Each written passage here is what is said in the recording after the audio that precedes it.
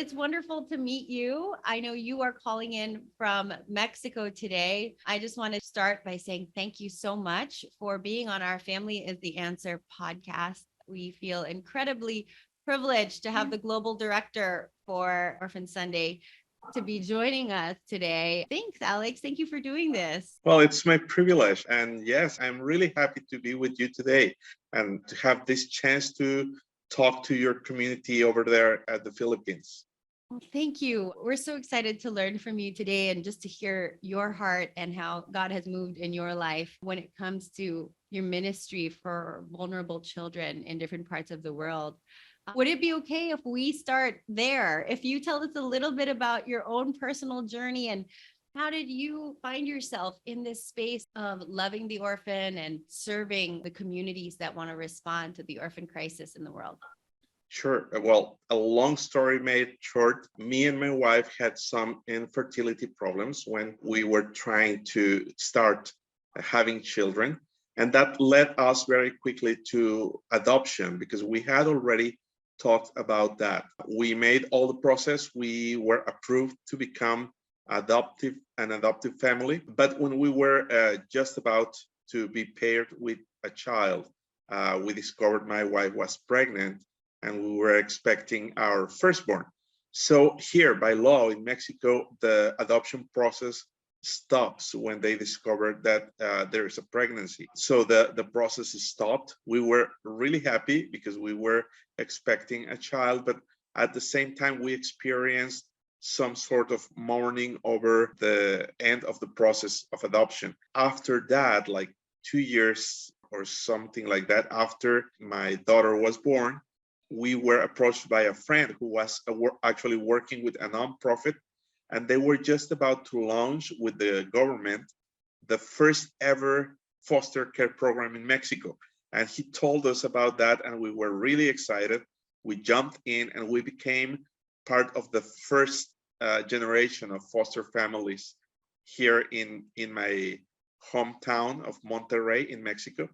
And that opened the door for us to the world of vulnerable and orphaned children. We learned about the needs of the children that were actually not enjoying the privilege of a family, and they were in institutions instead because there were not many foster families already. So we decided at some point that me and my wife, we needed to become very vocal about the needs of institutionalized children and how much they need a family to really flourish. And that's how we came into the orphan care space. That's wonderful. So, if I remember correctly, your wife's name is Monica. That's So correct. both of you and your three children really move as a family when it comes to responding to the needs in your own city around the orphan crisis. I think that's so wonderful. Can you tell me about the work that you do around orphan care ministry? I know that you are with CAFO. You're also with some local organizations. Maybe you could tell us a little bit about that. Me and my wife, we started AVA, Adoption and Foster Care in Mexico, after we started fostering, because we found out that nobody was talking to the church about this need for foster and adoptive families. Shortly after that, we started traveling throughout the whole country. We started building a national network. We helped start a national network that's called CUMESH, which stands for Christians United for Mexico Without Orphans, which has, I don't know, around 20 organizations or 15 organizations and more than 20 churches working in all Mexico. Because of this work, we got also connected with Christian Alliance for Orphans, CAFO. More recently, I was invited to lead Orphan Sunday in Mexico. A bit later, I got the invitation to lead Orphan Sunday in Latin America. And so I started coordinating the work in all of Latin America. They invited me to join the team as the global coordinator for Orphan Sunday, working with another person who is leading what they call Stand Sunday inside of the United States. So I became part of this team, and I have the privilege to have been leading Orphan Sunday this year. Oh, that's so wonderful. And, we're so grateful for the work that you do through CAFO and the CAFO community. So thank you so much for all that you do through CAFO. Thank you. And it's really been a great experience to work of local churches and organizations as we all try to build up this community that embraces children and embraces families. You've been mentioning this term Orphan Sunday a lot, something I was introduced to 5 years ago when we were starting our work here. But we might have some people listening thinking, Orphan Sunday, oh, well, what's that about? And how do I join in observing Orphan Sunday this year? So maybe you could tell us a little bit about that and what's the heart behind that and how can the community get involved? Again, trying to make a very long story really short, Orphan Sunday started about 20 years ago in the heart of Africa, in the country of Zambia, with this local pastor in a small church. Africa 20 years ago, a very, very difficult orphan crisis due to an epidemic and conflict. And this was all around the church. So this pastor said, we need to do something because the Bible tells us as Christians that we have something to do about it. So he devoted this one Sunday at church to preach about what the Bible tells Christians is their responsibility towards children. He started spreading the word, and at some point, like 15 years ago, CAFO took the responsibility of shepherding this movement. Now we have many, many countries joining in observing Orphan Sunday. Lately, I like to say that Orphan Sunday is liquid. The liquid takes the shape of the container, right? So it's pretty much the same with Orphan Sunday. It takes the shape of the local faith community and the local organization that decides to observe Orphan Sunday. So there are many ways to observe Orphan Sunday. I recall talking to one of the coordinators a couple of years ago, and we were planning, around how do we observe Orphan Sunday in the Philippines this year. For everybody's information, there is a community that observes Orphan Sunday in the Philippines and has been doing so for many years now. And she shared so many really cool stories about some of the activities that the community had thought of. She said one time they printed names of children who were waiting to be adopted on little coin purses. And they left them on the seats of their church. At the service, they just said, would you be able to take this little coin purse home? And every time you see the name of this child, would you just remember to pray for Amy or pray for David or whatever name was on that pouch? And I just thought that was such a creative way to observe Orphan Sunday. I'm sure you've heard of different stories from all over the world. So I wanted to ask you, what are some of the ways that have caught your attention of how people have observed Orphan Sunday? A few years ago, we had this campaign of the one child, and we had these bracelets. It says one child, and it had some space for you to write the name. And then you wear the bracelet, and that was just a prayer reminder. It can go far beyond that, right? As I told you, it has to start maybe from the pulpit with our pastors and teachers teaching what the Bible says about it. So I would challenge our pastors and just ask them, please preach about what the Bible says about the orphans and the church. Get from the Bible and teach your community.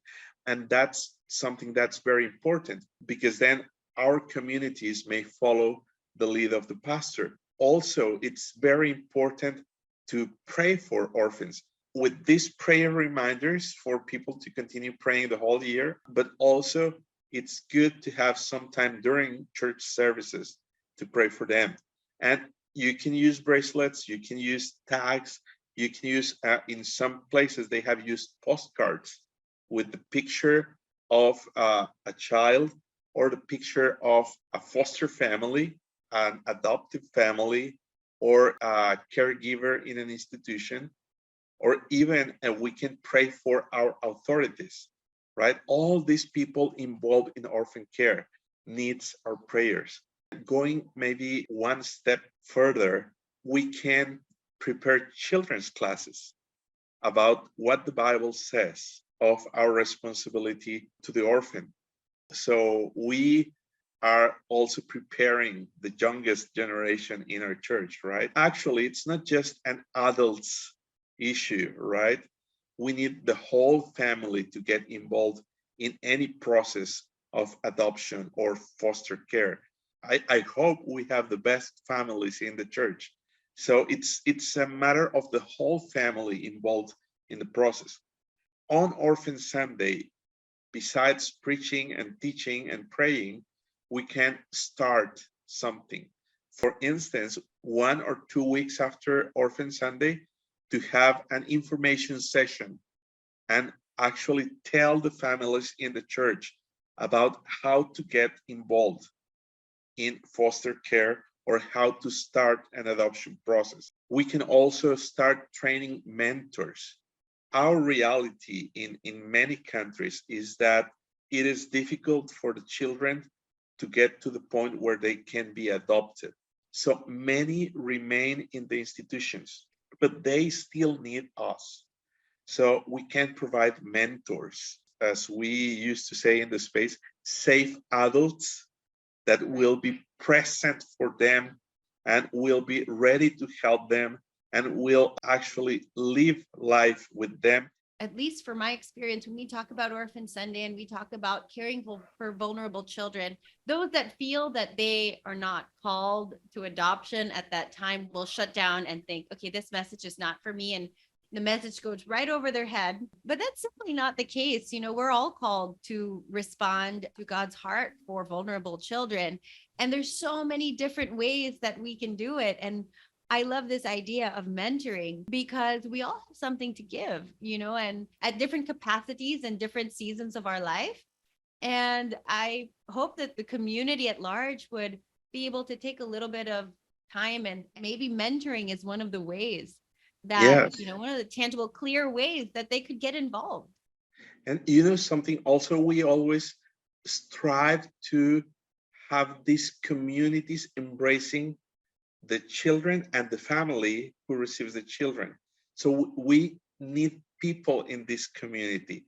So as you said, a lot of people say, oh, I will not adopt, so that's not for me. But it is actually for every one of us, because if you are not adopting, you may be able to mentor. But even if you cannot become a mentor, you can become a part of the community around these families, and you can become something like a step aunt or step cousin, or and just be part of their community. Someone maybe a university student has the time to come along with the family and help the child to improve at school. They need tutors. So we need the support of our community. And if we are talking about Christian families, we do have that community, and that community is called the local church.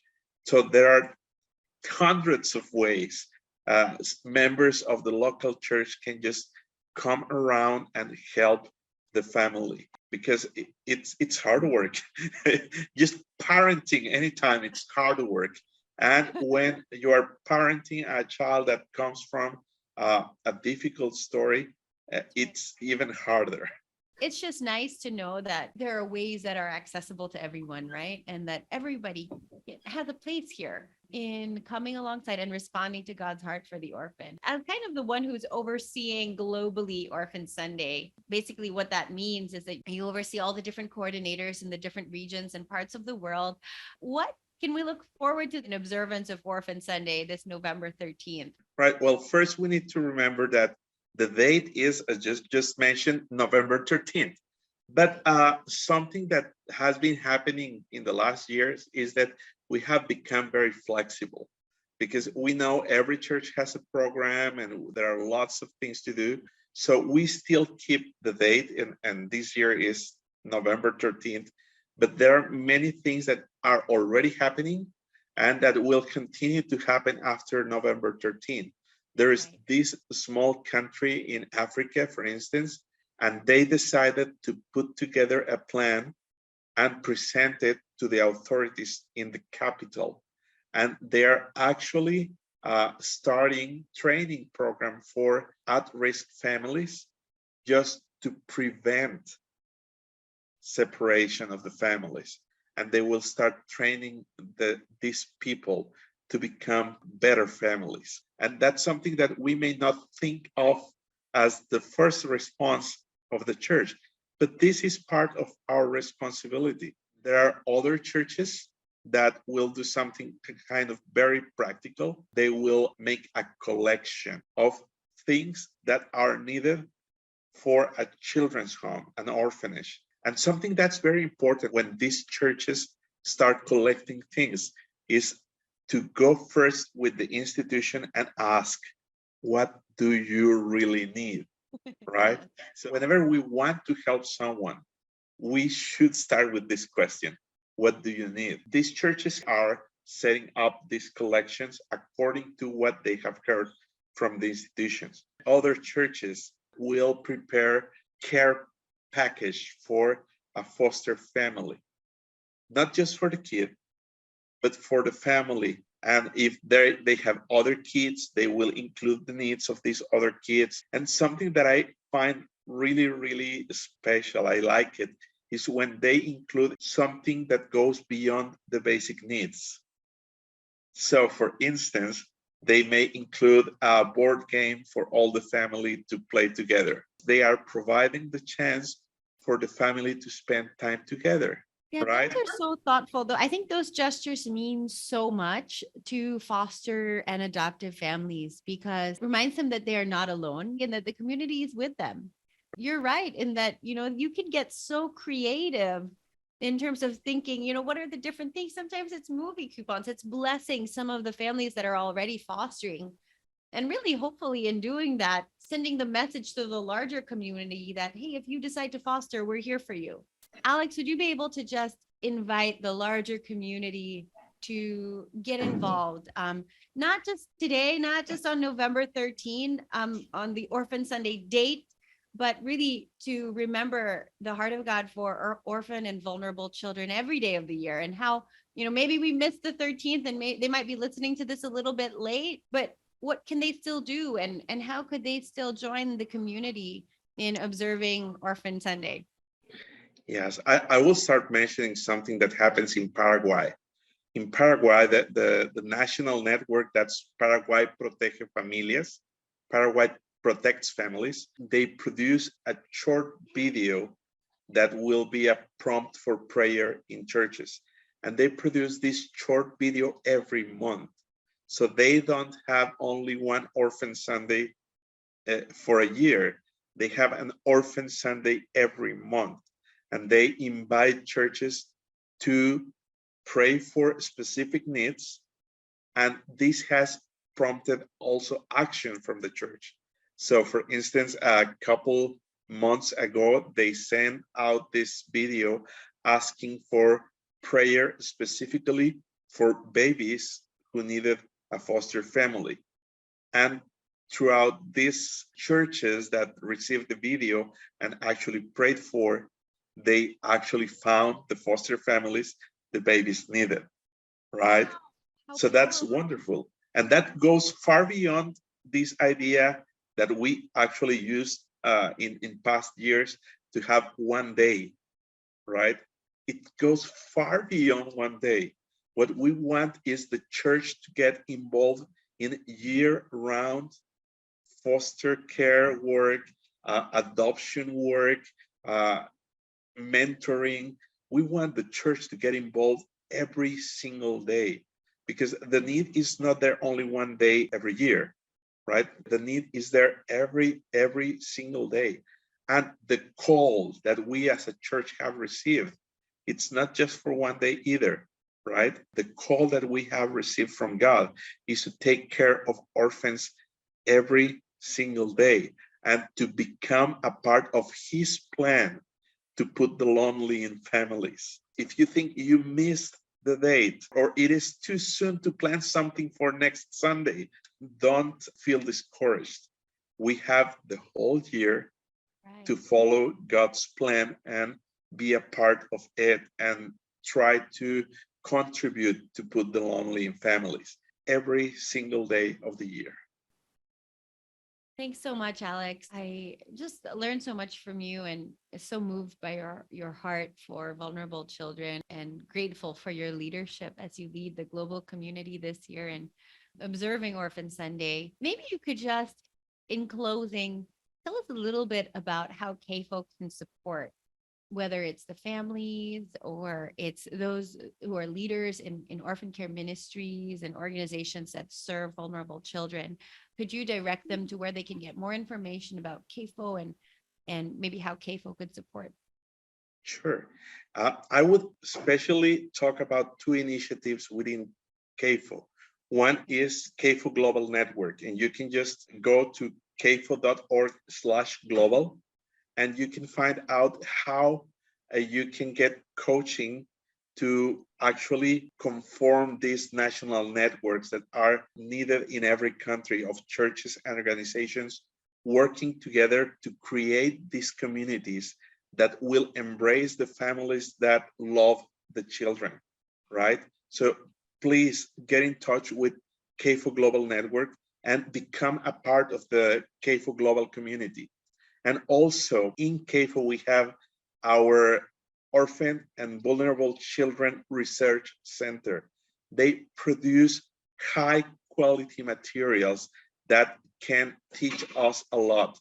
So again, go to cafo.org/research and you will access a lot of things that you can actually learn from and implement in your local efforts to help children and to help families.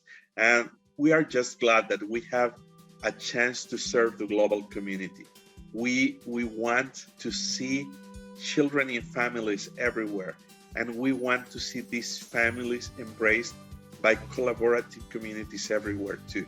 Well, thank you, Alex. Thank you so much for the work that you do through KIFO and your leadership and just your heart and how you've shared so much with us. This time has been really precious. Learned so much from you and hoping that our paths cross again soon. I think the regional coordinator for East Asia is actually our director for advocacy, Jasmine Wen, and we're hoping that this closer relationship with CAFO will allow us to continue to support all that you're doing in different parts of the world, and especially here in the Philippines and in this part of Asia. So thank you, Alex. Much blessings to you and your family. And thank you again for spending this time with us.